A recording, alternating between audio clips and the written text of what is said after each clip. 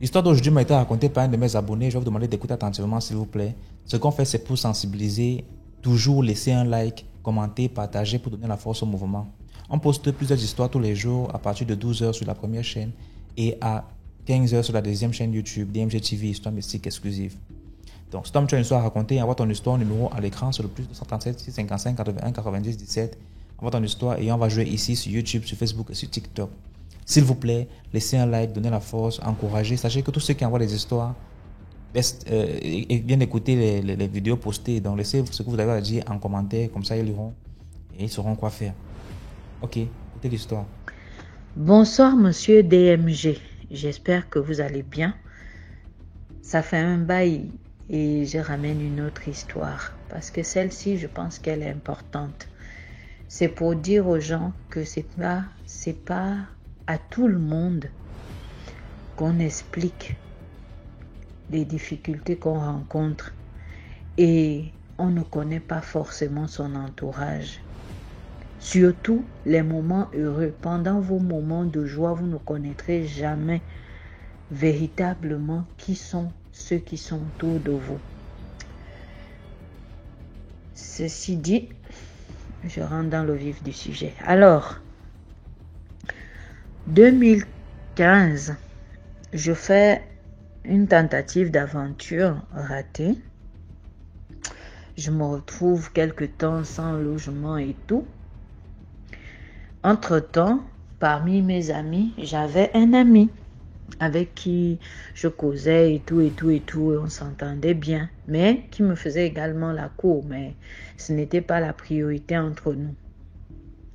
Et c'était le genre de relation sans plus, quoi, genre, il venait autour de mes autres amis, on riait ensemble, on se séparait, bon, rien de spécial, mais c'était quand même un ami assez proche, comme les autres avec qui j'étais. Mais quand je me retrouve sans abri, vu que j'étais une personne qui faisait du business, mes business ont chuté, des trucs, en fait, je me suis retrouvée dans quelques difficultés.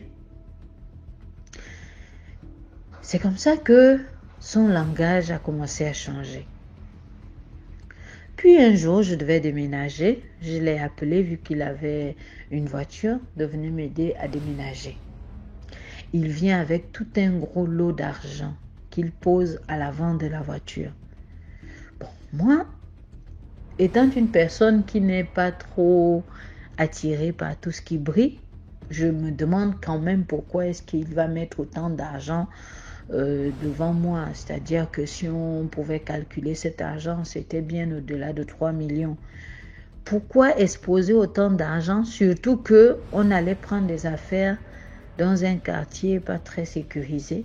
Bon, pourquoi exposer autant de finances? Et en plus devant une personne que tu sais qu'elle traverse des difficultés. Mais après, bon, j'ai compris tout de suite que c'était un piège. J'ai fini de mettre mes choses dans la voiture, je me suis assise. Et là, c'est reparti pour le discours qui avait changé depuis un moment. Non, j'étais toujours connue battante et tout, nani nana, et nana, c'est monté, c'est descendu, on a atterri sur le sujet des sectes.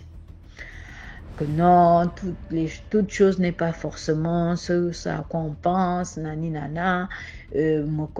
C'est lui qui parlait, disant qu'il me connaît en tant qu'une personne battante et il sait qu'il y a des opportunités que si je les saisis, je vais grimper, je vais devenir encore plus qu'avant et plus que maintenant. Et avec mon potentiel, je vais cartonner, quoi, machin et tout, c'est monté, c'est descendu, nani, nana. Boum, on a atterri sur le nom d'une secte que je ne vais pas trop nommer parce que ma voix est très repérable. Donc, je ne vais pas nommer cette secte. Boum.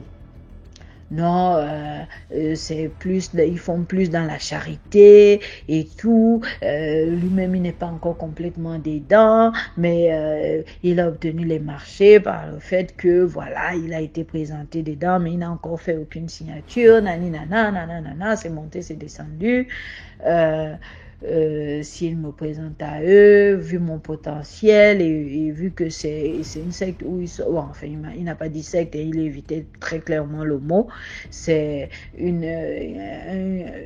un ensemble entre entrepreneurs, médecins, docteurs, machin, enfin tous les hommes d'affaires et ceux qui font ceci, cela, enfin ceux qui se débrouillent dans la vie, ils sont. Donc, si je me retrouve dedans, j'aurai un gros carnet d'adresses et je pourrais réussir. Nani, nana. Je dis que mon frère, tu me vois là, c'est le Jesus Christ qui m'a amené vers ce que je suis devenu. Et donc, si aujourd'hui je suis, c'est pas grave. Si Jésus veut que je reste en bas, je resterai. Mais s'il veut que je regrimpe, je grimperai. T'inquiète pas pour moi. Ah non, mais tu vois même l'argent qui est là, c'est rien du tout, hein, c'est rien du tout comparativement à ce que je gagne du fait que, voilà, j'ai ce carnet d'adresses, machin, tout, on t'offre les marchés sur place, machin, il m'a un peu étalé la chose.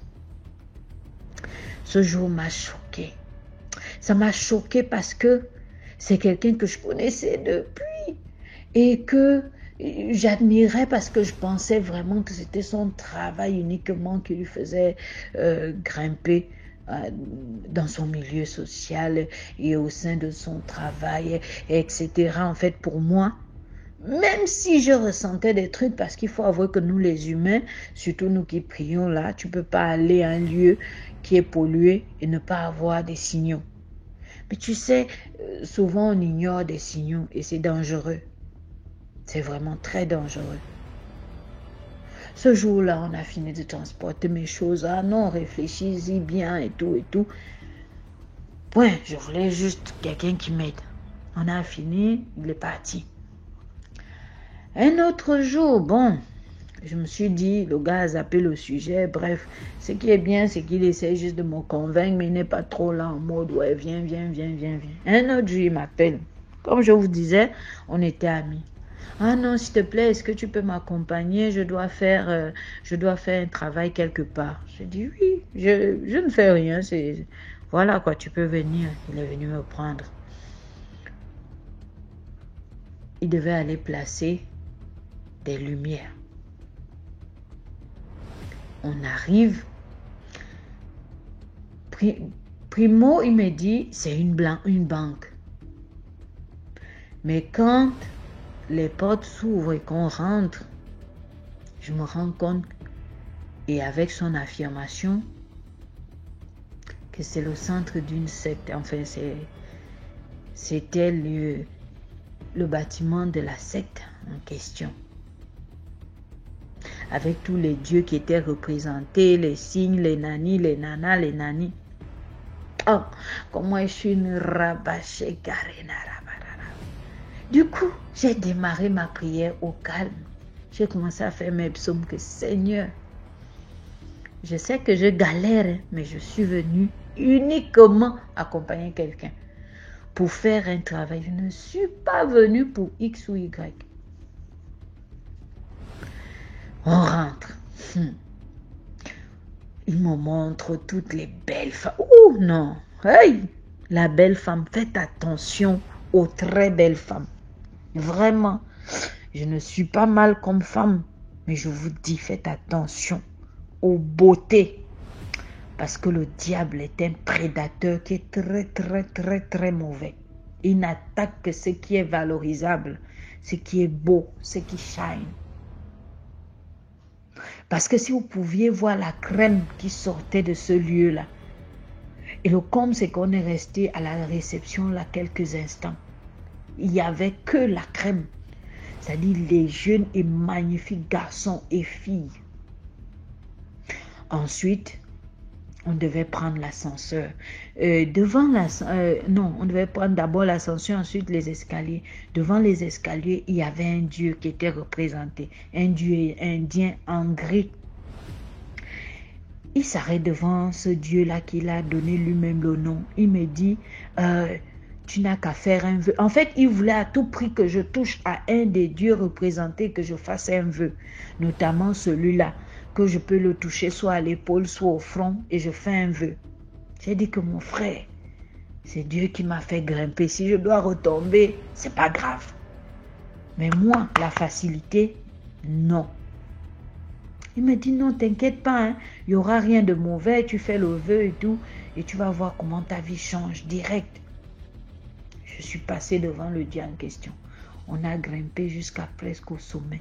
On arrive au dernier étage, comme ça, mon frère, les cercueils et les trucs, je ne sais pas ce qui était dedans aussi, c'est les habits, c'est quoi. Je ne me suis pas trop préoccupée à trop regarder parce que, pardon, la vie est simple. Dans cette vie-là, elle est simple.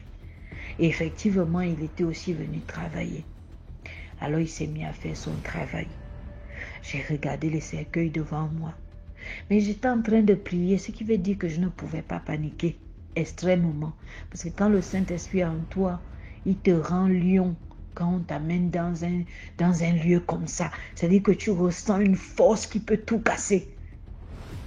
Du coup, je ressentais cette force qui pouvait tout casser. J'étais enragée. Mais en fait, je priais seulement et le Saint-Esprit m'aidait à garder mon calme. On est redescendu, m'a refait les mêmes propositions que j'ai encore refusées.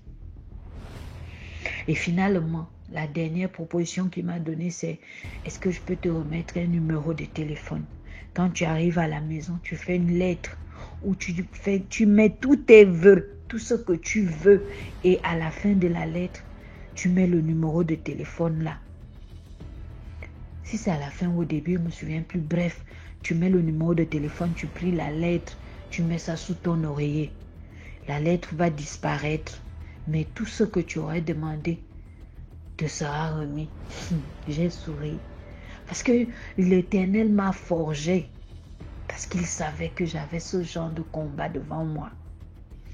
J'ai dit que mon frère, la même réponse. Le Dieu qui m'a élevé, s'il doit me faire tomber, alors je tomberai. Mais s'il doit me relever, je me relèverai. T'inquiète pas pour moi. C'est comme ça que cette chère amie est venue me déposer chez moi. Il a essayé de me remotiver quelque temps. Ça n'a pas marché. Il a coupé les ponts. Complètement. Complètement coupé les ponts. Excusez-moi, j'ai eu un appel. C'est comme ça qu'à cause de la galère, à cause de ma chute qui était déjà violente, j'ai pu découvrir qu'autour de moi, j'avais un prédateur. Un prédateur que je voyais comme quelqu'un de simple, souriant, sympa et serviable. C'est comme ça que l'Éternel m'a fait grâce de découvrir que c'était en fait un loup. Un loup. Donc faites attention à vos entourages. Ce n'est pas à tout le monde qu'on déclare ses faiblesses. Bonne soirée à tous et on est ensemble. DMJ, vous faites du bon boulot.